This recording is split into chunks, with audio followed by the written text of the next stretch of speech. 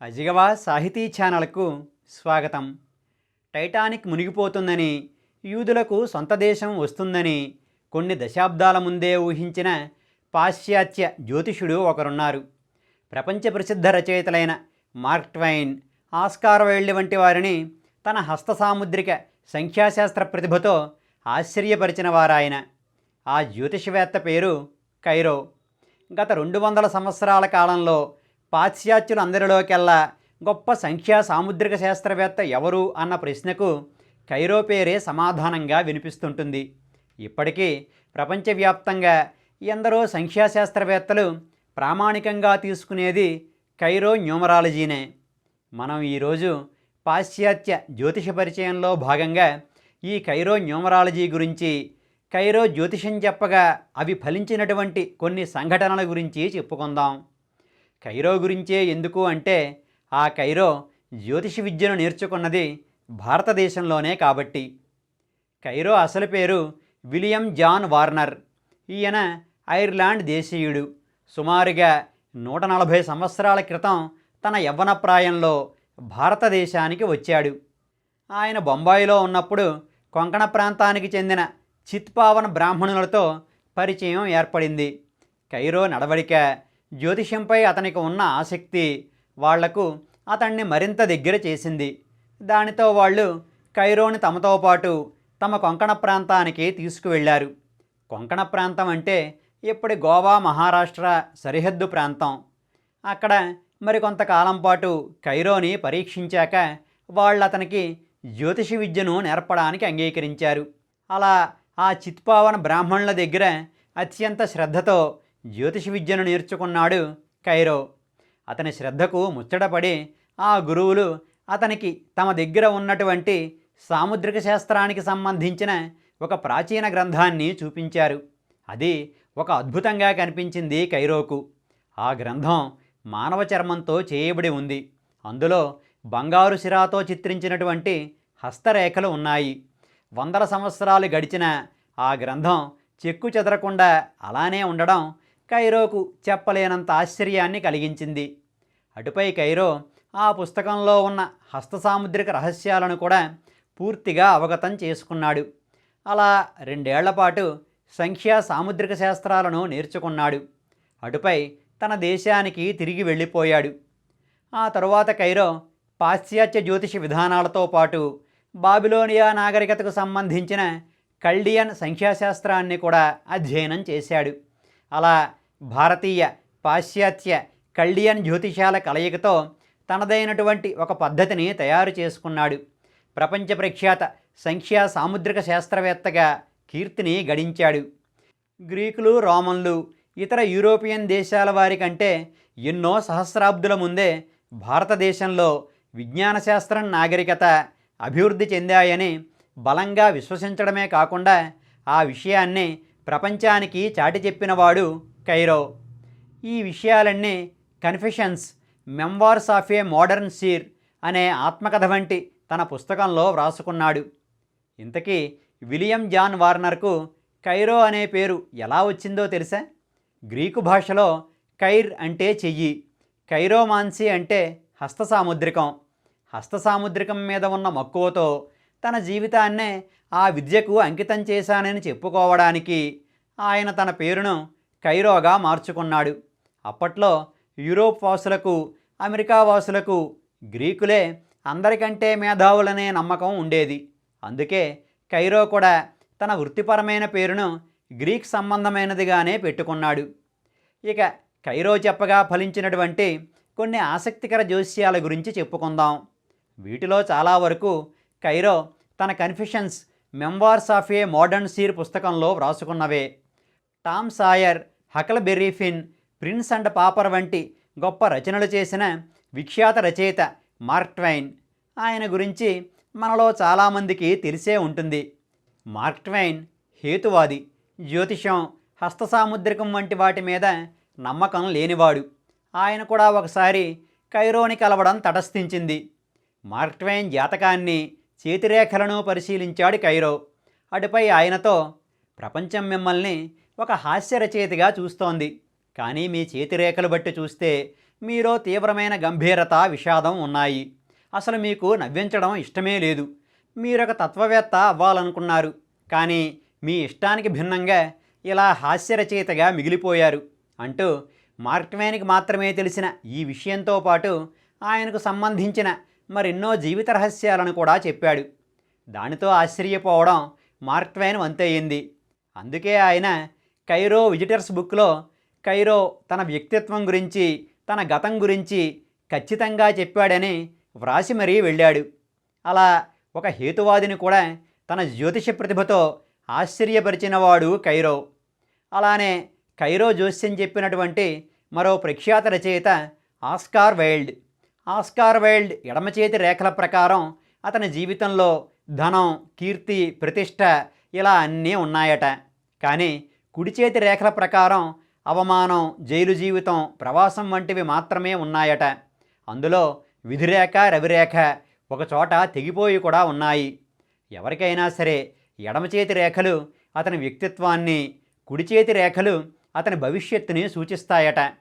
మరొకలా చెప్పాలంటే ఎడమ చేతి రేఖలు పుట్టుకతో వచ్చిన దానికి, కుడి చేతి రేఖలు మనం స్వయంకృతంగా చేసుకున్న దానికి ప్రతీకలట.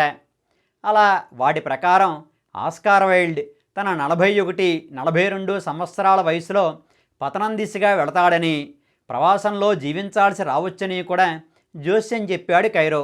కానీ అప్పుడు ఆ విషయాన్ని ఆస్కార్ వైల్డ్తో సహా ఎవ్వరూ నమ్మలేదు. ఎందుకంటే ఆస్కార్ వైల్డ్ అప్పటికే ప్రపంచవ్యాప్తంగా కీర్తిని పొంది రాజభోగాలు అనుభవిస్తున్నాడు. అయితే కైరో జోస్యం తప్పలేదు. 1895లో అంటే ఆస్కార్ వైల్డ్కి 41వ ఏడు నడుస్తున్నప్పుడు క్వీన్స్బెర్రీ కుంభకోణం బయటపడింది. ఆ నేరానికి గాను అతను 2 ఏళ్ల పాటు జైలుకి వెళ్లాల్సి వచ్చింది. జైలు నుండి విడుదలయ్యాక తనకు ఎదురైన అవమానాలు సహించలేక ప్యారిస్కి వెళ్ళిపోయాడు. అక్కడ సెబాస్టియన్ మెల్మోత్ అనే మారుపేరుతో కొంతకాలం పాటు జీవించి ఆపై ఒంటరితనంతో మరణించాడు. ఇక ఇప్పుడు కైరో చెప్పినటువంటి మరో అత్యంత ప్రసిద్ధమైన జోస్యం గురించి చెప్పుకుందాం. కైరోకు WT స్టెడ్ అనే మిత్రుడు ఉండేవాడు. ఆయన అప్పట్లో ప్రఖ్యాత పాత్రికేయుడు. స్టెడ్ మరణించడానికి సుమారు 10 మాసాల ముందు కైరో అతని జాతకాన్ని పరిశీలించి అతనికి ఒక లేఖ వ్రాశాడు.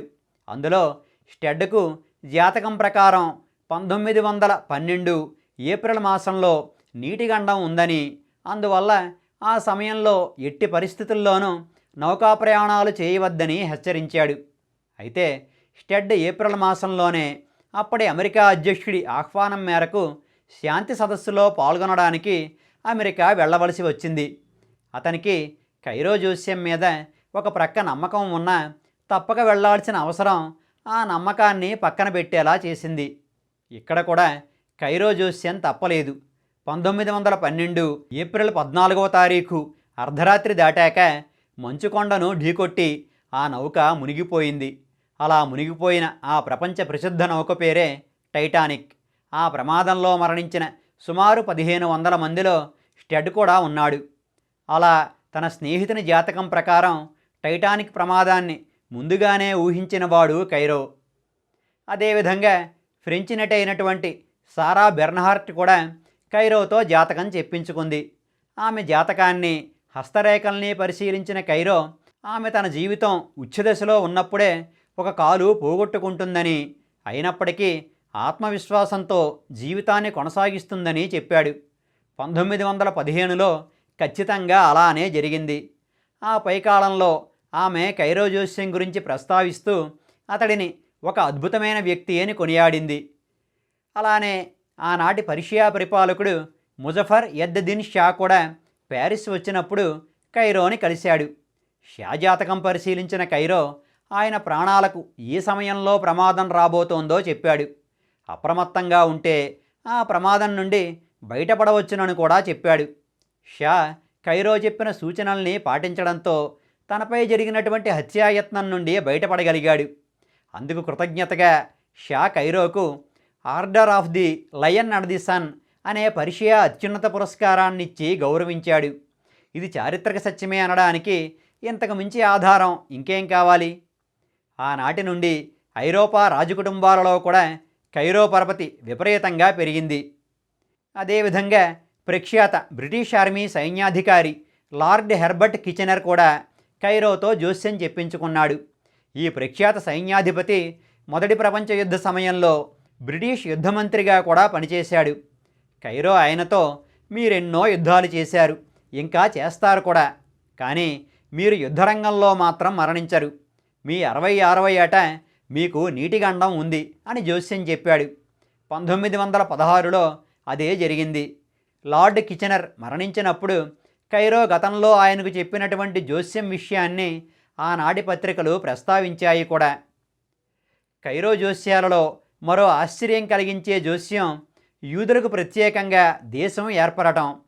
1928లో ప్రపంచ భవిష్యత్తు గురించి కైరో వ్రాసినటువంటి కైరోస్ వరల్డ్ ప్రిడిక్షన్స్ అనే పుస్తకం ప్రచురింపబడింది.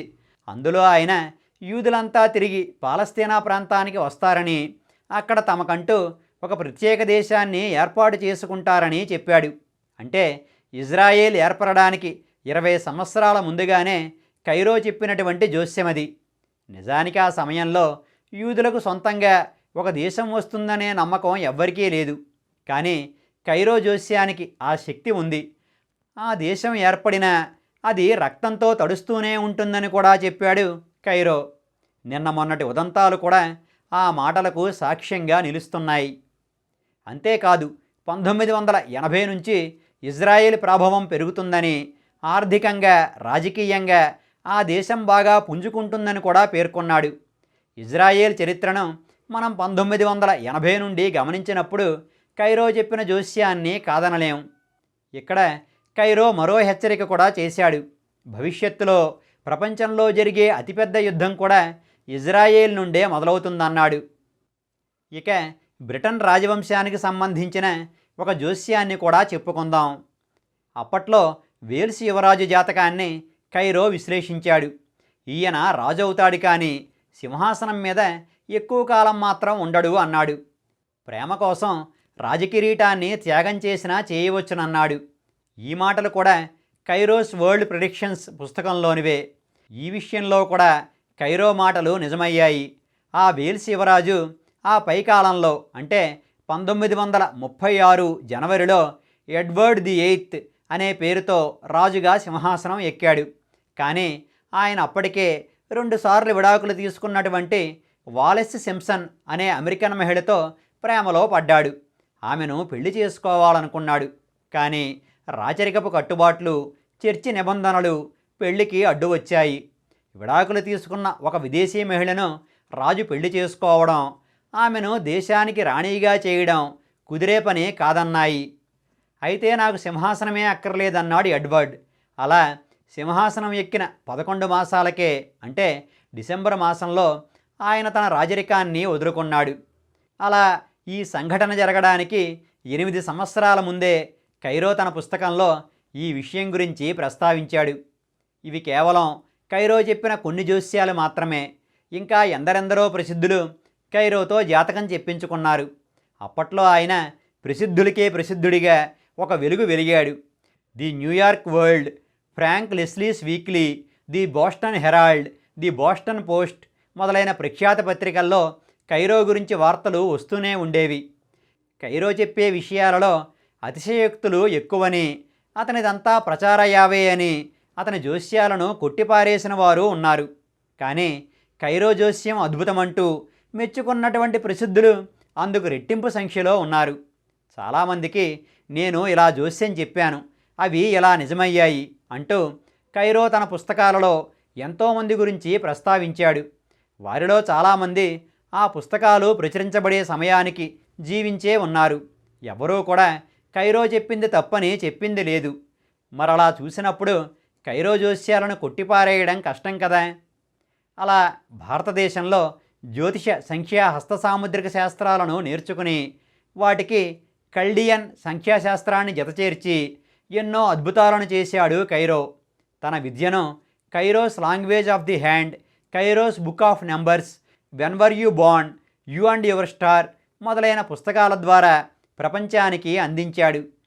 ఇవి ప్రపంచ ప్రఖ్యాత పాశ్చాత్య జ్యోతిషుని గురించి కొన్ని ఆసక్తికరమైన విషయాలు. కైరో చెప్పినదంతా భారతీయ శాస్త్రం కాదు. కాకపోతే అతని జ్యోతిషానికి పునాది భారతదేశ జ్యోతిషమే. ఆ పునాదిపై అతను తనదైనటువంటి ఒక భవంతిని నిర్మించుకున్నాడు. అతను రాసులు గ్రహాల విషయంలో పాశ్చాత్య పద్ధతిని, సంఖ్యాశాస్త్రం విషయంలో కల్డియన్ పద్ధతిని, సాముద్రిక శాస్త్రంలో భారతీయ పద్ధతిని ప్రామాణికంగా తీసుకున్నాడు.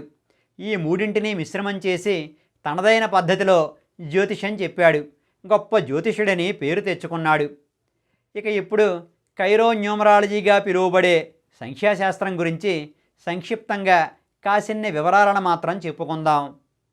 సంఖ్యాశాస్త్రం అంటే ఈ తేదీన పుడితే మీరు ఇలా ఉంటారు, మీ పేరును బట్టి మీ జీవితం అలా ఉంటుంది అని చెప్పడం కాదు. భారతీయమైన, పాశ్చాత్యమైన అందుకు ఎన్నో లెక్కలు ఉంటాయి.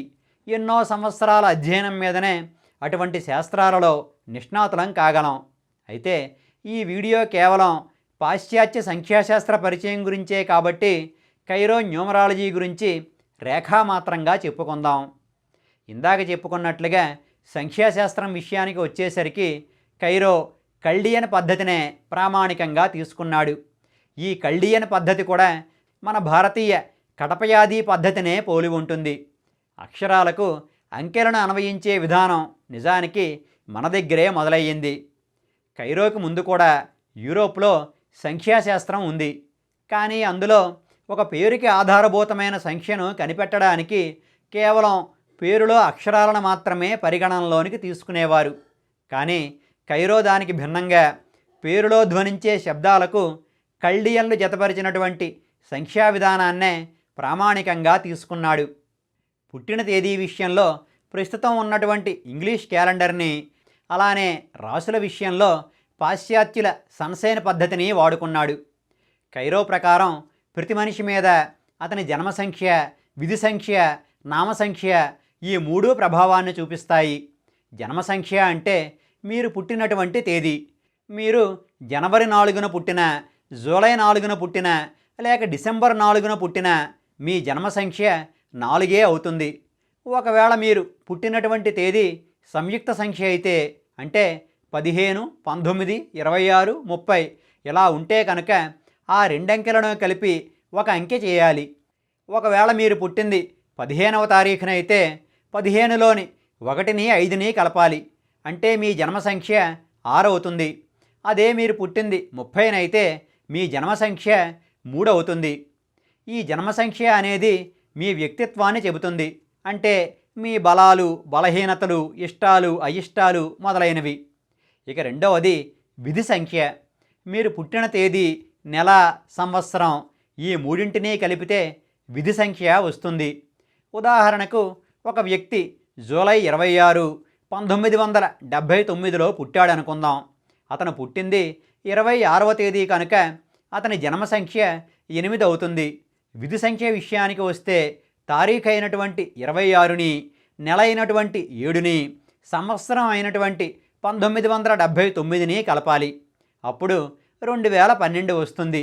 ఇప్పుడు ఆ సంఖ్యలోని అంకెలన్నింటినీ కలిపితే 5 వస్తుంది. అంటే ఆ వ్యక్తి యొక్క విధి సంఖ్య 5 అన్నమాట. ఈ విధి సంఖ్య మీ భవిష్యత్తుని చెబుతుంది. అంటే మీరు ఏ వృత్తిలోకి వెళతారు, మీ ఆర్థిక పరిస్థితి ఎలా ఉండబోతోంది మొదలైన విషయాలను ఈ విధి సంఖ్య నిర్ణయిస్తుంది.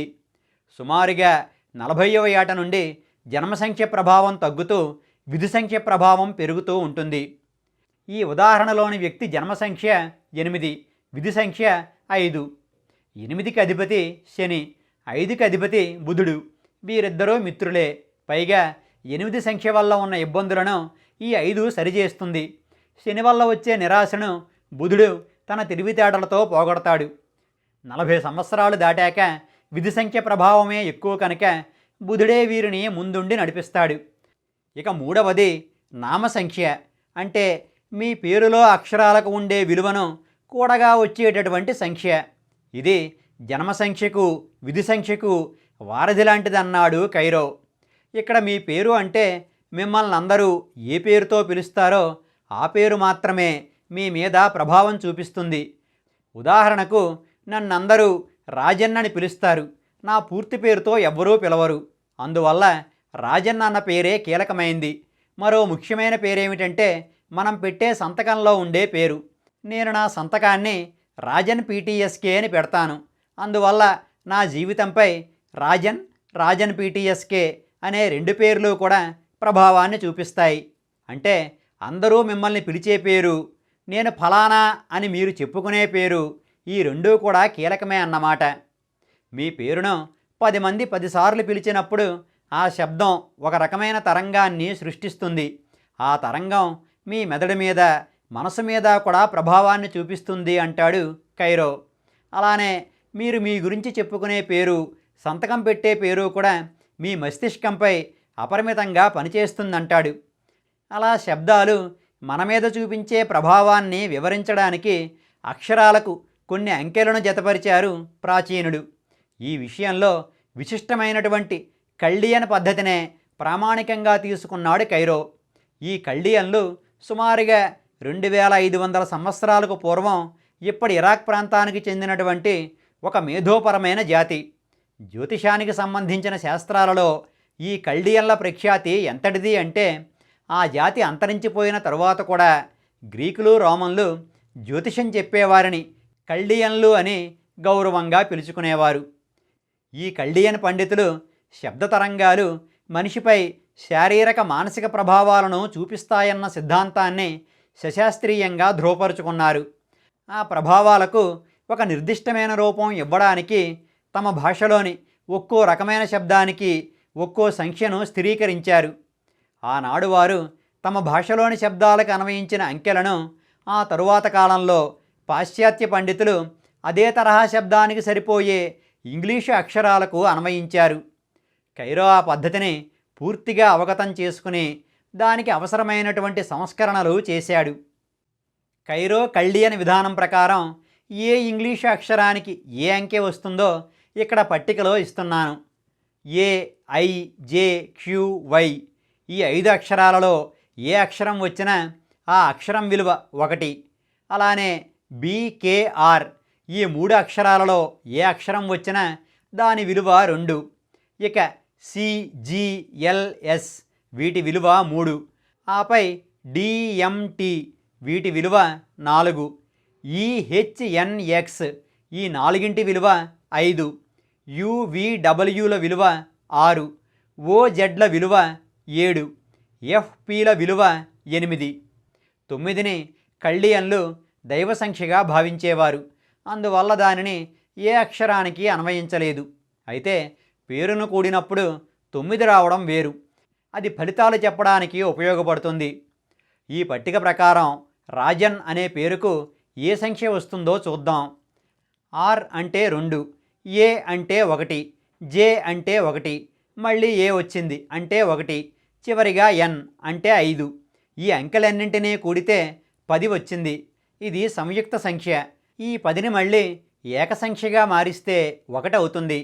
ఇక్కడ ఒక్క విషయం గుర్తుపెట్టుకోవాలి. నామసంఖ్య అనేది అటు వ్యక్తిత్వానికి సంబంధించిన జన్మ సంఖ్యను, ఇటు భవిష్యత్తుకు సంబంధించిన విధి సంఖ్యను కూడా ప్రభావితం చేస్తుంది. అందువల్ల ఈ నామసంఖ్య విషయంలో సంయుక్త సంఖ్య కూడా కీలకమే. వీటికి కూడా చాలా శక్తి ఉంటుంది. అందువల్ల రాజన్ అనే పేరుని కూడగా వచ్చినటువంటి 10 సంఖ్యను కూడా మనం పరిగణనలోనికి తీసుకోవాలి. అదేవిధంగా నా సంతకం పేరు, నేను 10 మందికి చెప్పే పేరు అయిన రాజన్ పీటీఎస్కేలో అక్షరాల విలువను కూడగా వచ్చే సంఖ్య 27. అంటే 10, 27 ఈ 2 సంఖ్యలు కూడా నా మీద బలమైన ప్రభావాన్ని చూపిస్తాయి. వీటితో పాటు నా జన్మ సంఖ్య, విధి సంఖ్య ఈ 2 కూడా ఎలానూ నాపై ప్రభావాన్ని చూపిస్తూనే ఉంటాయి. న్యూమరాలజీ ప్రకారం సంయుక్త సంఖ్యలు అంటే 2 అంకెల సంఖ్యలు అని మాత్రమే అర్థం. అంటే 10 కంటే పెద్దవైన సంఖ్యలన్నీ కూడా సంయుక్త సంఖ్యలే. సంవత్సరంలో 52 వారాలే కనుక ఈ సంయుక్త సంఖ్యలను కూడా 52 వరకే తీసుకున్నాడు కైరో. ఈ సంయుక్త సంఖ్యలలో అదృష్టాన్నిచ్చేవి కొన్ని అయితే దురదృష్టాన్ని తెచ్చేవి మరికొన్ని. కేవలం నామసంఖ్యల ప్రభావం విషయంలోనే కాకుండా మీకు ఏ తేదీ ఏ తరహా ఫలితాన్ని ఇస్తుందో కూడా ఈ సంయుక్త సంఖ్యలు చెబుతాయంటాడు కైరో. ఉదాహరణకు మీకు పెద్ద స్థాయి వ్యక్తులతో పనిపడింది. వారిని మీరు కలవడానికి వెళ్ళబోతున్నారు. అయితే ఆ రోజున మీరు వెళ్ళడం వల్ల మంచి ఫలితం వస్తుందో చెడు ఫలితం వస్తుందో తెలుసుకోవడానికి ఒక లెక్క చెప్పాడు కైరో.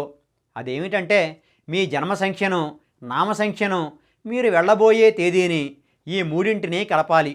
అప్పుడు ఒక సంయుక్త సంఖ్య వస్తుంది. కైరో ఇచ్చిన పట్టికలో ఆ సంయుక్త సంఖ్య ఎటువంటి ఫలితం ఇస్తుందో చూసుకుంటే ఆ రోజు మీకు మంచిదో చెడ్డదో తెలుస్తుంది. అయితే దీనికి కూడా ఇంకా చాలా రకాల లెక్కలు ఉన్నాయి. ఇది మాత్రం ప్రధానమైన విషయం. పైన చెప్పిన ఉదాహరణే తీసుకుందాం. మీ జన్మ సంఖ్యను, నామ సంఖ్యను, మీరు వెళ్ళబోయే తేదీని కలిపితే 23 వచ్చిందనుకుందాం. అప్పుడు మీకు విజయావకాశాలు ఎక్కువని అర్థం. ఎందుకంటే 23 అనే సంఖ్య అదృష్ట సంఖ్య. ఇది పై స్థాయి వ్యక్తుల నుండి మనకు గౌరవాన్ని, రక్షణను కలిగించే సంఖ్య. అదే 11 వస్తే కనుక అది అరిష్టాన్ని సూచిస్తుందంటాడు కైరో. అలానే ప్రేమికులకు అనుకూలమైన సంఖ్య 24, ఆనందాన్ని కలిగించే సంఖ్య 19, బహుమానాలు ఇప్పించగలిగే సంఖ్య 15, వైఫల్యాన్ని సూచించే సంఖ్య 16, 10 అదృష్టాన్ని సూచించే సంఖ్య. ఇలా ఒక్కో సంయుక్త సంఖ్య ఒక్కో రకం ఫలితాన్ని ఇస్తుందంటాడు. ఇక చివరిగా ఏ తేదీన పుట్టిన వారి లక్షణాలు ఎలా ఉంటాయో, వారిపై ఏ గ్రహం ప్రభావం ఉంటుందో, వారు ఎక్కువగా వాడవలసిన రంగులేమిటో, వారికి కలిసి వచ్చే సంఖ్యలేమిటో, కలిసి రాని సంఖ్యలేమిటో, ఇలా కొన్ని సాధారణ లక్షణాలను గురించి కైరో ఏం చెప్పాడో కాస్తంత సంగ్రహంగా చెప్పుకుందాం. ఏ నెలలో అయినా సరే 1, 10, 19, 28 తారీఖులలో పుట్టినవారు 1వ సంఖ్యా జాతకులు. మీరు 1వ సంఖ్యా జాతకులైతే కనుక మీకు నాయకత్వ లక్షణాలు ఎక్కువగా ఉంటాయి. మంచి మాటకారులు. మీ మీద మీకు అపారమైన నమ్మకం ఉంటుంది. మీరే పని చేసినా అందులో మీ ముద్ర స్పష్టంగా కనిపిస్తుంటుంది. మీ పనుల్లో ఇతరుల జోక్యాన్ని ఏమాత్రం ఒప్పుకోరు. మీకు ఆత్మవిశ్వాసం ఎక్కువే, కానీ చాలాసార్లు అది అహంకారంగా మారుతుంటుంది. మీ ఆలోచన ఒప్పైనా తప్పైనా అందరూ మీ మాటే వినాలన్నట్లు ప్రవర్తిస్తారు. అందువల్ల మిమ్మల్ని తిట్టుకునేవారి సంఖ్య కూడా ఎక్కువగానే ఉంటుంది. మీరు మీ అహంకారాన్ని కాస్తంత అదుపులో పెట్టుకుని నడుచుకుంటే కనుక మీకు నచ్చిన ఏ రంగంలో అయినా సరే ఉన్నత స్థానానికి చేరుకోవడం తథ్యం. మీపై సూర్యుని ప్రభావం ఉంటుంది. అందువల్ల పసుపు, బంగారం రంగులు కలిసి వస్తాయి. నలుపు అస్సలు మంచిది కాదు. నల్లరంగు దుస్తులు వేసుకుంటే మీకు త్వరగా అలసట వచ్చేస్తుంటుంది. మీకు కలిసి వచ్చే సంఖ్యలు మీ సొంత సంఖ్యలైన 1, 10, 19, 28. వీటితో పాటు 4 కూడా కలిసి వస్తుంది. అస్సలు కలిసి రాని సంఖ్య 8. ఏ నెలలో అయినా సరే 2, 11, 20, 29 తారీఖుల్లో పుట్టినవారు 2వ సంఖ్యా జాతకులు. మీరు 2వ సంఖ్యా జాతకులైతే కనుక మీరు సున్నిత మనస్కులు. అందరితోనూ ప్రేమగా ఉంటారు. ప్రేమను పొందుతారు కూడా. కానీ ఎవరైనా మిమ్మల్ని చిన్న మాటన్నా బాధపడిపోతుంటారు. మీకు సృజనాత్మకత చాలా ఎక్కువ, కానీ ఆత్మవిశ్వాసం పాళ్లే కాసింత తక్కువ. మీరు అనుకున్నది అనుకున్నట్టు జరగకపోతే వెంటనే నిరాశపడిపోతుంటారు. మీరు కనుక ఆత్మవిశ్వాసం పెంచుకోగలిగితే సృజనాత్మక రంగంలో మీకు తిరిగే లేదు. ఒకలా చెప్పాలంటే మీరు ఒక అందమైన కావ్యం లాంటివారు. మీపై ప్రభావం చూపించేది చంద్రుడు. అందువల్ల తెలుపు, లేతాకుపచ్చ రంగులు వాడుతూ ఉండండి. మీకు ముదురు రంగులు అంత మంచివి కావు. నలుపుని మాత్రం పూర్తిగా దూరం పెట్టండి. మీకు సరిపోని రంగులు వాడినప్పుడు మానసిక ఆందోళన పెరిగిపోతుంటుంది. మీ సొంత సంఖ్యలైన 2, 11, 20, 29తో పాటు 1, 7 కూడా మీకు కలిసి వస్తాయి. 4, 8, 9 కలిసి రావు. ఒకవేళ మీరు 3వ సంఖ్యా జాతకులైతే, అంటే ఏ నెలలో అయినా సరే 3, 12, 21, 30వ తేదీలలో పుట్టి ఉంటే కనుక మీరు స్వతంత్ర భావాలు కలవారని అర్థం. మీరు ఒకరి క్రింద పనిచేయడానికి ఇష్టపడరు. మీరు ఉద్యోగం చేయడం కంటే వ్యాపారం చేయడమే ఉత్తమం. మీరు చాలా మంచి మనసు కలవారు. మీరు ఎక్కడ ఉన్నా సందడిగానే ఉంటుంది. కానీ మీతో వచ్చిన ఇబ్బంది ఏమిటంటే మీకు అన్నీ తెలుసనుకుంటారు. అందరికీ సలహాలు ఇస్తుంటారు. అవతలి వారు మీకు మంచి సలహా ఇచ్చినా సరే పెడచెవిన పెడుతుంటారు. అందువల్ల చాలాసార్లు మీకు జరగాల్సిన మంచి జరగకుండా పోతుంటుంది. కనుక ఈ విషయంలో మాత్రం మీరు కాస్తంత జాగ్రత్తగా ఉంటే మంచిది. మీ మంచితనం, మీ కలివిడితనం తప్పకుండా మిమ్మల్ని ఉన్నత స్థానానికి తీసుకువెళతాయి. మీపై గురుగ్రహ ప్రభావం ఉంటుంది. మీకు అన్నింటికంటే ఊదా రంగు మంచిది. ముదురు నీలం, ముదురాకుపచ్చ, నలుపు రంగులు మంచివి కావు. లేతాకుపచ్చ కొంతవరకు పర్వాలేదు. నలుపును మాత్రం అస్సలు వాడకండి.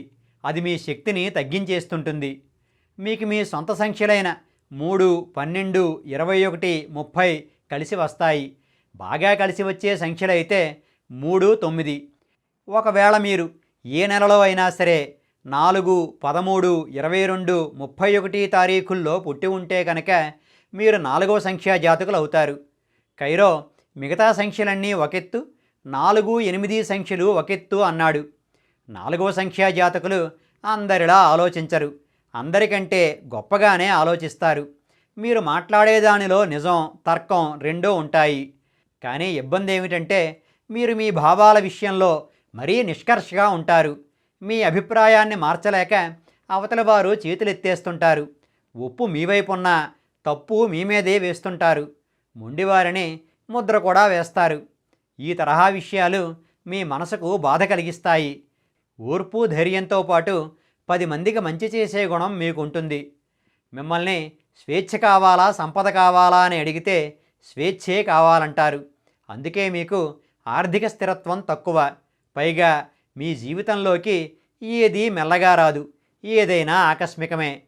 హఠాత్తుగా ఊహించనంత సంపద రావచ్చును, ఉన్న సంపద పోవచ్చును. ఇది నా వల్ల కాదు అనుకున్నది చాలా సులభంగా జరిగిపోవచ్చును. చివరి వరకు వచ్చిన పని ఆగిపోనూ వచ్చును. మీ చేతిలో లేని ఈ హెచ్చుతగ్గుల వల్ల, ఆకస్మిక మార్పుల వల్ల, మీ ఆత్మీయులు మిమ్మల్ని సరిగా అర్థం చేసుకోకపోవడం వల్ల మానసికంగా చాలా ఇబ్బంది పడుతుంటారు. విభిన్నమైన ఆలోచనా ధోరణి వల్ల మీరు రచయితలుగా రాణించే అవకాశం ఎక్కువ. మీపై యురేనస్ గ్రహ ప్రభావం ఉంటుంది. మీరు బూడిద రంగుతో పాటు ప్రకాశవంతంగా ఉండే నీలం రంగుల్ని వాడుతూ ఉండండి. నలుపు రంగును మాత్రం దూరం పెట్టేయండి. అన్ని సంఖ్యా జాతకులకు వాళ్ళ సొంత సంఖ్యలు కలిసి వస్తాయి. కానీ మీకు, మీతో పాటు 8వ సంఖ్యా జాతకులకు మాత్రం అలా కాదు. మీకు మీ సొంత సంఖ్యలైన 4, 13, 22, 31 ఏమాత్రం కలిసి రావు. మీకు బాగా కలిసి వచ్చే సంఖ్యలు 1, 10, 19, 28. అస్సలు కలిసిరాని సంఖ్య 8. ఒకవేళ మీరు 5వ సంఖ్యా జాతకులైతే, అంటే 5, 14, 23 తేదీలలో పుట్టి ఉంటే కనుక మీలో చురుకుదనం పాళ్ళు ఎక్కువ. ఎవరితో అయినా సరే ఇట్టే కలిసిపోతారు. సాహసం పాళ్ళు కూడా ఎక్కువే. కానీ ఒక్కోసారి అతి చురుకుదనం వల్ల చేస్తున్న పనిని మధ్యలో వదిలేసి ఇంకొక పనిలోకి వెళ్ళిపోతుంటారు. తెలివితేటలు బాగా ఉంటాయి. కానీ చాలా సందర్భాలలో అతిగా ఆలోచించి మానసిక సమస్యల్ని కొని తెచ్చుకుంటూ ఉంటారు. మీ గ్రహం బుధగ్రహం. మీరు లేత బూడిద రంగు, తెలుపు రంగు, వెండి రంగుల్ని వాడుతూ ఉండాలి. ఎరుపు రంగు మాత్రం వాడకండి. ఎరుపు రంగు బట్టలు ఏ రోజు వేసుకున్నా ఆ రోజంతా మీకు కాస్తంత కోపంగానూ చిరాగ్గానూ ఉంటుంది. మీకు కలిసిరాని సంఖ్య అంటూ ఏదీ లేదు. ఇది మీకు మాత్రమే ఉన్నటువంటి ప్రత్యేకత. కాకపోతే ఉన్నవాటిలో 9 మాత్రం మరీ అంత అనుకూలం కాదు, అంతే. ఇక 6వ సంఖ్య జాతకులు. మీరు ఏ నెలలో అయినా సరే 6, 15, 24 తేదీలలో పుట్టి ఉంటే కనుక మీ సంఖ్య 6. మిగిలినటువంటి అన్ని సంఖ్యల వారి కంటే కూడా మీరే ఎక్కువ ఆకర్షణీయంగా ఉంటారు. మీ వ్యక్తిత్వం కూడా ఆకర్షణీయంగానే ఉంటుంది. మీరు గొప్ప ప్రేమికులు, మంచి స్నేహితులు. ఆతిథ్యం ఇవ్వడంలో ఎవరైనా సరే మీ తరువాతే. కళల్ని అభిమానిస్తారు. విలాసంగా జీవించాలనుకుంటారు. అలానే జీవిస్తారు కూడా. ప్రేమించిన వారి కోసం చాలా చేస్తారు. అందుకే మిమ్మల్ని ప్రేమికులుగా, జీవిత భాగస్వాములుగా కలిగి ఉన్నవారు చాలా అదృష్టవంతులు. అయితే మీతో వచ్చిన చిక్కేమిటంటే విపరీతమైన మొండితనం. మీ మాట మీదే కానీ అవతల వారి మాటను పూర్తిగా వినరు. మీరొకటి అనుకుంటే కనుక అది తప్పని తేలినా సరే దానినే పట్టుకుని కూర్చుంటారు. అందువల్ల ఎన్నో మంచి మంచి అవకాశాలను కోల్పోతుంటారు. మీపై శుక్రగ్రహ ప్రభావం ఉంటుంది. అన్ని రకాల నీలం రంగులతో పాటు గులాబీ రంగును కూడా వాడుతూ ఉండండి. నలుపు రంగు మాత్రం వద్దు. అది మీ ఆకర్షణ శక్తిని తగ్గించేస్తుంది. మీకు కలిసి వచ్చే సంఖ్యలు 5, 9. ఒకవేళ మీరు ఏ నెలలో అయినా సరే 7, 16, 25 తేదీలలో జన్మించి ఉంటే కనుక మీరు 7వ సంఖ్యా జాతకులవుతారు. మీకు ఊహాశక్తి ఎక్కువ, ఆధ్యాత్మికత కూడా ఎక్కువే. దూర ప్రయాణాలను ఎక్కువగా ఇష్టపడుతుంటారు. మీకు వ్యాపారాత్మక శక్తి ఎక్కువ. ఉద్యోగం కంటే వ్యాపారంలోనే మీకు సుఖం, సంతోషం దక్కుతాయి. నిజానికి వ్యాపారంలో కూడా మీరు కోరుకునేది భారీ లాభాల్ని కాదు, కొత్తదనాన్ని. మీరు ఒంటరిగా ఉండడం అంత మంచిది కాదు. త్వరగా ఆందోళనకు గురయ్యే తత్వం మీది. అందుకే ఎప్పుడూ నలుగురితో కలిసి ఉండడమే మంచిది. మీపై నెప్ట్యూన్ గ్రహ ప్రభావం ఉంటుంది. మీకు ఆకుపచ్చ, తెలుపు, లేత పసుపు రంగులు మంచివి.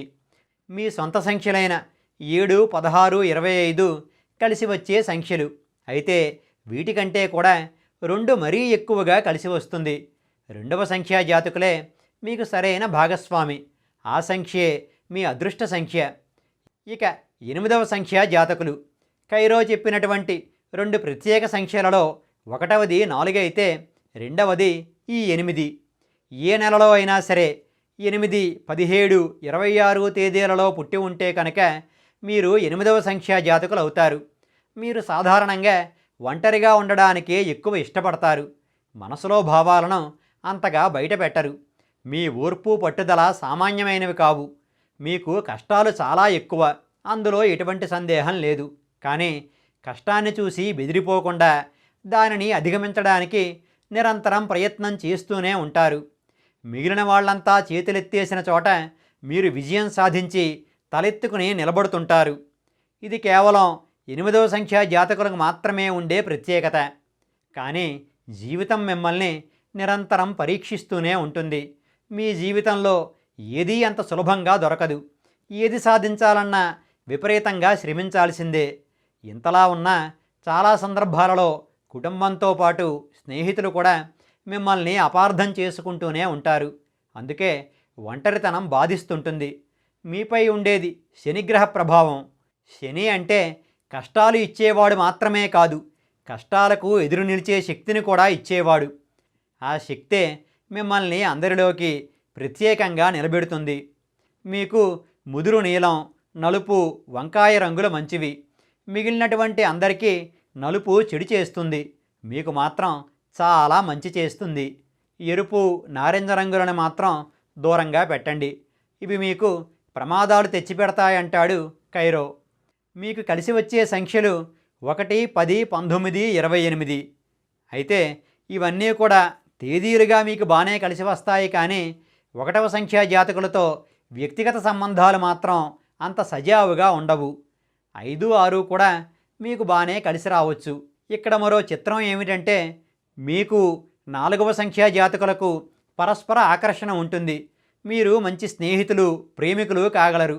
కానీ మీ మధ్య వ్యాపార భాగస్వామ్యం, జీవిత భాగస్వామ్యం మాత్రం అస్సలు కలిసి రాదు. ఇక ఏ నెలలో అయినా సరే మీరు 9, 18, 27 తేదీలలో పుట్టి ఉంటే కనుక మీరు 9వ సంఖ్యా జాతకులు అవుతారు. మీరు పుట్టుకతోనే ధైర్యవంతులు. ఒక పని చెయ్యాలి అనుకున్నారు అంటే అది సాధించే వరకు తపించిపోతూనే ఉంటారు. చివరికి ఆ పనిని సాధించే తీరతారు. మీరు సొంత నిర్ణయాలే తీసుకుంటారు తప్ప వేరొకరిని సలహా అడుగుదామన్న ఆలోచన చేయరు. స్వతంత్రంగా జీవించడానికే ఎక్కువగా ఇష్టపడతారు. కాకపోతే మీకు కాస్తంత ఆవేశం పాళ్ళు ఎక్కువ. ఎవరన్నా ఏమన్నా అంటే వెంటనే కోపం వచ్చేస్తుంటుంది. ఆ ఆవేశాన్ని వెంటనే బయట పెట్టేస్తారు. అందువల్ల ఇబ్బందులు కూడా వస్తుంటాయి. కాకపోతే ఏ విషయాన్నైనా చక్కబెట్టే నేర్పు మీకు చాలా ఎక్కువ. కనుక ఆ ఇబ్బందుల్ని కూడా మీ అంతట మీరే తొలగించేసుకోగలుగుతారు.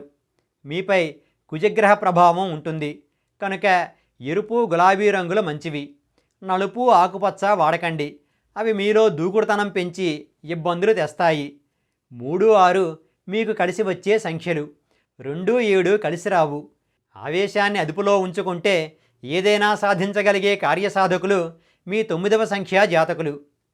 ఇవి కైరో న్యూమరాలజీ ప్రకారం ఆయా జన్మసంఖ్యా జాతకుల సాధారణ లక్షణాలు. ఇవన్నీ విన్న తర్వాత మీకు ఒక సందేహం రావచ్చు. జన్మసంఖ్య సరే, మరి విధి సంఖ్య మాట ఏమిటి?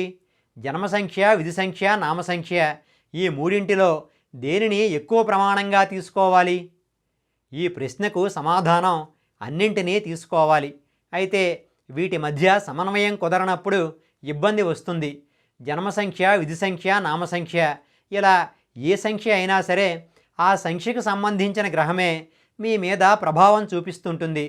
1వ సంఖ్య అంటే సూర్యుడికి సంబంధించిన సంఖ్య. పైన చెప్పుకున్నట్లుగా ఆయన చూపించే ప్రభావాలు నాయకత్వ లక్షణాలు, ఆత్మవిశ్వాసం, ఒక్కోసారి మితిమీరినటువంటి అహంకారం. అలానే 2వ సంఖ్యాధిపతి చంద్రుడు అంటే సున్నిత మనస్తత్వం, సృజనాత్మకత, మంచితనం, ఆత్మవిశ్వాసం లేకపోవడం ఇలా అన్నమాట. ఉదాహరణకు మీ జన్మ సంఖ్య 2 అనుకుందాం. అంటే మీకు సృజనాత్మకమైన ధోరణి ఉంటుంది. కానీ ఒకవేళ మీ విధి సంఖ్య 9 వచ్చిందనుకుందాం. అది దూకుడు కలిగినటువంటి సంఖ్య. అంటే మిమ్మల్ని విధి సృజనాత్మకమైన రంగంలో ఉంచకుండా దుందుడుకు స్వభావంతో వ్యవహరించే వారి మధ్య పడవేయవచ్చు. అక్కడ చాలా ఉద్ధృతితో పని చేయాల్సి రావచ్చు. ఇది మీ స్వభావానికి వ్యతిరేకం. కానీ మిమ్మల్ని విధి అటుగా నడిపించింది. ఈ సమయంలో నామసంఖ్య ఈ రెండింటికి వారధిలా పనిచేసి మిమ్మల్ని రక్షించగలదు. కానీ ఒకవేళ ఆ నామసంఖ్య కూడా ఏ 8దో వచ్చిందనుకుందాం. అది మరీ ఇబ్బంది. అసలే జన్మసంఖ్య, విధి సంఖ్య సరిపడక మీలో అశాంతి పెరిగిపోతుంటే ఇప్పుడు నామసంఖ్య కూడా మిమ్మల్ని బాధ పెట్టేదయ్యి కూర్చుంది. మరి ఇటువంటి సమయంలో ఏం చెయ్యాలి అంటే, ఎలానో మనం జన్మసంఖ్యను, విధి సంఖ్యను మార్చుకోలేం. కనుక నామసంఖ్యను మార్చుకోవడానికి ప్రయత్నించాలి అంటాడు కైరో. అంటే మీ పేరులో మార్పు చేసుకోవాలి. మార్పు అంటే కేవలం పేపర్ మీద మార్చుకోవడం కాదు. అందరూ మిమ్మల్ని ఆ పేరుతో పిలిచేలా చేసుకోవాలి. అప్పుడే ఆ శబ్ద తరంగాలు మీ జీవితాన్ని మారుస్తాయి. అంటే అందరూ పిలిచే మీ పేరును నామసంఖ్య 2 వచ్చేలాగానో లేక 1 వచ్చేలానో చేసుకుంటే మీ బాధలు చాలా వరకు తొలగినట్టే. అంటే ఒకవేళ నామసంఖ్య 2 అయితే అది మిమ్మల్ని తిరిగి సృజనాత్మకత వైపు నడిపిస్తుంది. ఒకవేళ 1 అయితే ఆత్మవిశ్వాసాన్ని పెంచుతుంది. అలా మీరు నామసంఖ్యను మార్చుకోవడం ద్వారా మీ జన్మసంఖ్య, విధి సంఖ్యల యొక్క పరస్పర విరుద్ధ స్వభావాల వల్ల కలిగే ఇబ్బందుల నుండి బయటపడవచ్చునంటాడు కైరో. ఇక్కడ జన్మసంఖ్య విషయంలో మరొక్క రహస్యం కూడా చెప్పుకోవాలి. మీరు పుట్టిన తేదీ 28 అనుకుందాం. అప్పుడు మీ జన్మసంఖ్య ఇందాక చెప్పుకున్నట్లుగా 1 అవుతుంది. అయితే నేరుగా 1వ తారీఖునే పుట్టిన వారికి ఇలా 19, 28 తారీఖుల్లో పుట్టిన 1వ సంఖ్యా జాతకులకు ఒక చిన్నపాటి తేడా ఉంటుంది. 1వ సంఖ్యా జాతకుని మీద పూర్తిగా ఆ సంఖ్యకు అధిపతి అయినటువంటి సూర్యుని ప్రభావమే ఉంటుంది. కానీ 28వ సంఖ్యా జాతకుని మీద సూర్యుని ప్రభావం అధికంగాను, 2వ సంఖ్యకు అధిపతి అయినటువంటి చంద్రుని ప్రభావం, 8వ సంఖ్యకు అధిపతి అయినటువంటి శని ప్రభావం కొద్దిగాను ఉంటాయి. వాటి ప్రభావం కొద్దిగానే ఉన్నప్పటికీ మొత్తానికి ప్రభావాన్నైతే కలిగి ఉంటాయి. కనుక వాటిని కూడా పరిగణనలోనికి తీసుకోవాల్సి ఉంటుంది. ఇవి ప్రపంచవ్యాప్తంగా సంఖ్యాశాస్త్రంలో ప్రామాణికంగా భావించబడుతున్న కైరో న్యూమరాలజీకి సంబంధించిన కొన్ని ప్రాథమికమైన విషయాలు. ముందుగా చెప్పుకున్నట్లుగా ఇది కేవలం చిన్నపాటి పరిచయం మాత్రమే. సంఖ్యాశాస్త్రం అన్నది చాలా విస్తృతమైంది. కేవలం ఇప్పుడు నేను చెప్పిన విషయాలు మాత్రమే మీకు సంబంధించిన సరైన సంఖ్యలను తెలుసుకోవడానికి, ఎంచుకోవడానికి సరిపోకపోవచ్చు. కాకపోతే పాశ్చాత్యుల న్యూమరాలజీ, ప్రత్యేకించి కైరో న్యూమరాలజీ ఎలా పనిచేస్తుందన్న దానిపై కనీస అవగాహన కల్పించడానికి ఈ వీడియో సరిపోతుందనుకుంటున్నాను. జ్యోతిష శాస్త్రం నుండి వాస్తుశాస్త్రం, ప్రశ్నాశాస్త్రం, హస్త సాముద్రికం, సంఖ్యాశాస్త్రం, శకున శాస్త్రం ఇలా ఎన్నో శాస్త్రాలు పుట్టాయి. కానీ వీటిని సరిగా అధ్యయనం చేసి శాస్త్రీయంగా చెప్పగలిగిన వారు ఉన్నారా అంటే ఇప్పట్లో అయితే 1,000కి 1-2 వచ్చునేమో. జ్యోతిష్యుడు అంటే గణిత శాస్త్రం బాగా వచ్చినవాడు అయ్యుండాలి. నాకు పెద్దగా లెక్కలు రావండి అని ఎవరైనా జ్యోతిష్యుడు అంటే అతను జ్యోతిష్యుడు కానే కాడని అర్థం. లెక్కలు వచ్చిన వారంతా జ్యోతిష్యుడు కారు. కానీ జ్యోతిష్యుడు కావాలంటే మాత్రం లెక్కలు బాగా వచ్చుండాలి. జ్యోతిషం చెప్పడానికి ఖగోళ శాస్త్రం, గణిత శాస్త్రాలలో లోతైన అవగాహన ఖచ్చితంగా ఉండుండాలి. సుమారు 150 ఏళ్ల క్రితం వారైన శ్రీ పిడపర్తి పెద్ద దక్షిణామూర్తి శాస్త్రుల గారి వంటి ఉద్దండ జ్యోతిష పండితుల గురించి ఈనాటికి మన తెలుగు నేలపై కథలు కథలుగా చెప్పుకుంటూనే ఉంటారు. ఆ మహాజ్యోతిషుని గురించి మన అజిగవలో కూడా కొంతకాలం క్రితం చెప్పుకున్నాం. ఆ లింక్ కూడా ఇక్కడ డిస్క్రిప్షన్లో ఇస్తున్నాను. ఇది భారతదేశంలో జ్యోతిష విద్య నేర్చుకుని ప్రపంచ ప్రఖ్యాత సాముద్రిక సంఖ్యాశాస్త్రవేత్తగా ఎదిగిన కైరో కథ. మీరు కూడా సరదాగా కైరో న్యూమరాలజీ ప్రకారం మీ జన్మ సంఖ్య, విధి సంఖ్య, నామ సంఖ్యలను లెక్క వేసి చూడండి. ఆ సంఖ్యలకు కైరో చెప్పే సాధారణ లక్షణాలు సరిపోతున్నాయో లేదో కూడా కామెంట్లలో చెప్పండి. ఇక ఈనాటి భాగాన్ని ముగించే ముందు నాదొక విన్నపం. భాషా సాహిత్యాలకు అంకితమైన అజిగవా ఛానల్ మనందరిది. మన అజిగవ ఎటువంటి ఒడిదుడుకులు లేకుండా ముందుకు సాగిపోవడానికి మీ వంటి సాహిత్యాభిమానుల వదాన్యత కూడా ఎంతో అవసరం. అజిగవకు సాహితీ పోషణ చెయ్యాలి అనుకునేవారు 9949121544 నెంబరుకు మీ మనసుకు నచ్చినంత నగదును ఫోన్పే లేదా గూగుల్ పే చేయండి. ఇక ఈనాటికి స్వస్తి. మీ రాజన్ పీటీఎస్కే. అజిగవ అంటే అక్షరాన్ని పుట్టించిన వాడైన ఆ పరమశివుని ధనస్సు పేరు. మన అజిగవా ఛానల్కు సబ్స్క్రైబ్ చేయండి. సాహితీ మధురమలను ఆస్వాదించండి, ఆనందించండి, మమ్మల్ని ఆశీర్వదించండి. మన భాష, మన సాహిత్యం, మన సంస్కృతి, మన అజిగవ.